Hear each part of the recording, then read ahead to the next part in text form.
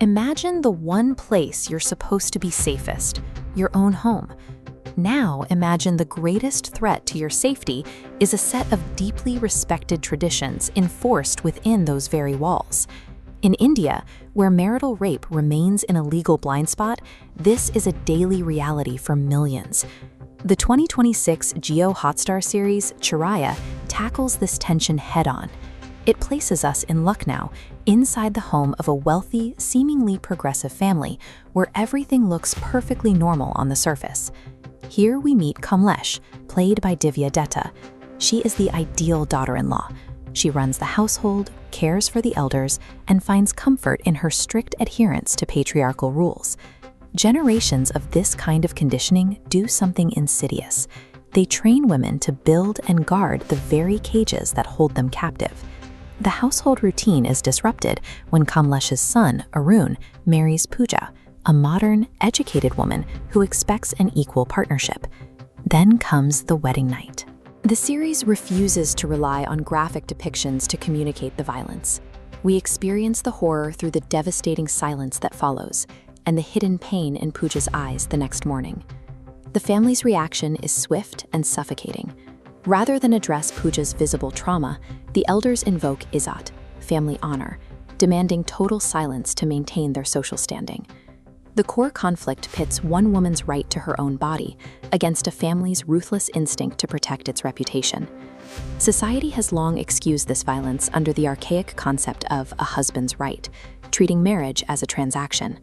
Yet the reality of human consent is absolute. A signature on a marriage certificate does not erase it. The show highlights this hypocrisy through the family patriarch. Publicly, he pens progressive poetry championing women's freedom. Privately, he demands unquestioning submission from the women under his own roof. His son, Arun, represents a more modern danger. He is presented as a charming, spoiled chocolate boy. His worldview has been shaped by years of boys will be boys parenting, leaving him blind to his own violence. And when an environment constantly excuses these impulses, everyday entitlement ferments into domestic abuse. Toxic behavior in men is rarely an accident. It is the carefully cultivated product of a completely complicit household. Which brings us back to Kamlesh. When faced with Arun's actions, her initial reaction is fierce denial. Her strongest instinct is to shield the son she raised. But that denial cracks. Day by day, Kamlesh is forced to watch Pooja shrink, absorbing the agonizing reality of her daughter-in-law's daily life. In a moment of profound horror, she recognizes that her own decades of silent obedience provided the foundation for the trap Pooja is now caught in. Now, the storytelling does have its flaws. Toward the end, it leans into television-style melodrama, and there are moments where Pooja functions more as a plot device than a fully fleshed-out character. Yet, Divya Dutta's masterclass performance eclipses those minor structural issues. Her micro-expressions and hesitant body language anchor the script in raw realism. To unlearn a lifetime of conditioning, you have to look your own complicity right in the eye. Kamlesh does exactly that.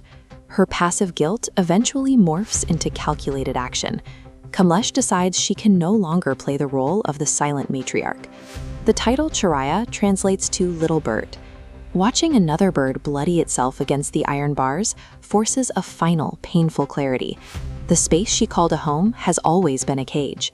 She initiates her rebellion by weaponizing her status as the ultimate caretaker. She systematically dismantles the family's carefully crafted defenses from the inside out to secure Pooja's escape. This is how a patriarchal system begins to fail. Not through a public protest, but through the refusal of one woman to uphold the silence that once kept her family secret safe. The series functions as an aggressive, unblinking mirror held up to Indian society. It forces us to ask, is marriage a license for ownership? Does the concept of a husband's right override a woman's basic human dignity? It directly challenges the unspoken rule that domestic trauma must be kept behind closed doors to protect the collective honor of the family. The little bird has finally broken through the iron bars. The question the series leaves you with is simple. Are you ready to confront the silence in your own home and fly with her?